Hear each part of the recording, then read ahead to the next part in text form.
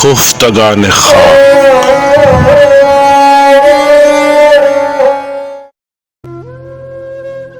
15 جنوری یوم شہادت سید محسن نقوی شہید۔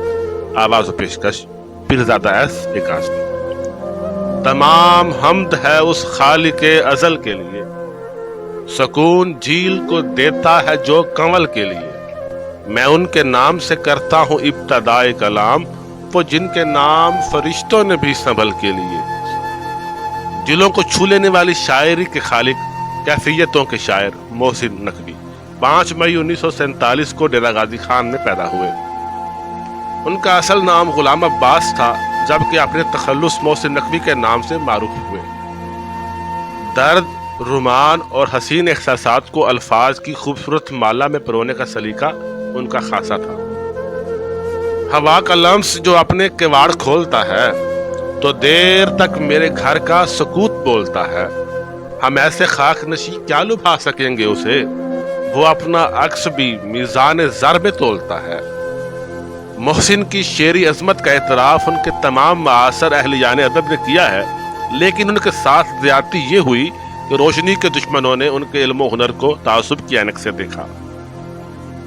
محسن کی شاعری کا محور درد، رومان اور وصل و فراق تک محدود نہیں، بلکہ معاشرہ، رویے، انسانی نفسیات، مودت اہل بیت علیہم السلام، مارکہ کربلا اور ازل سے جاری مارکہ حق و باطل تک پھیلا ہوا ہے۔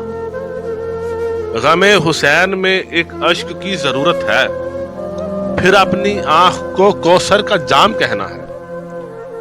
محسن کی شاعری کے ساتھ ساتھ ان کے نثر پارے بھی اردو نثری ادب کا اثاثہ شمار ہوتے ہیں۔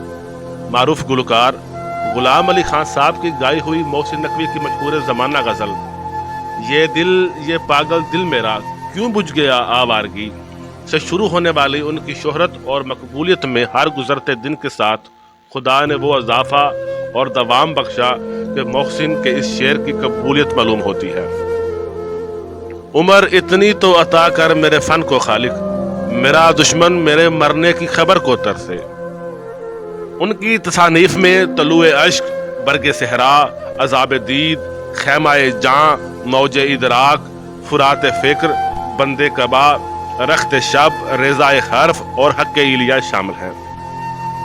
15 جنوری 1996 کی شام اقبال ٹاؤن لاہور میں ان کے دفتر کے باہر دہشت گردوں نے فائرنگ کر کے انہیں شہید کر دیا۔ یہ کس نے ہم سے لہو کا خراج پھر مانگا، ابھی تو سوئے تھے مقتل کو سرخ رو کر کے۔ قتل کرنے والوں کو معلوم نہیں تھا کہ محسن قتل ہو کے بھی مرے گا نہیں، بلکہ اور شدت سے ابھرے گا۔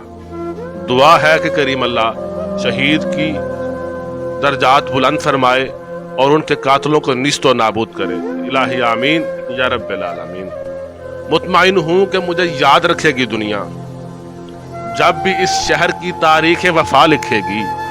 میرے گھر کے در و دیوار مجھے سوچیں گے، وسعت دشت مجھے آبلا پا لکھے گی۔ میرا ماتم اسی چپ چاپ فضا میں ہوگا، میرا نوحہ انہی گلیوں کی ہوا لکھے گی۔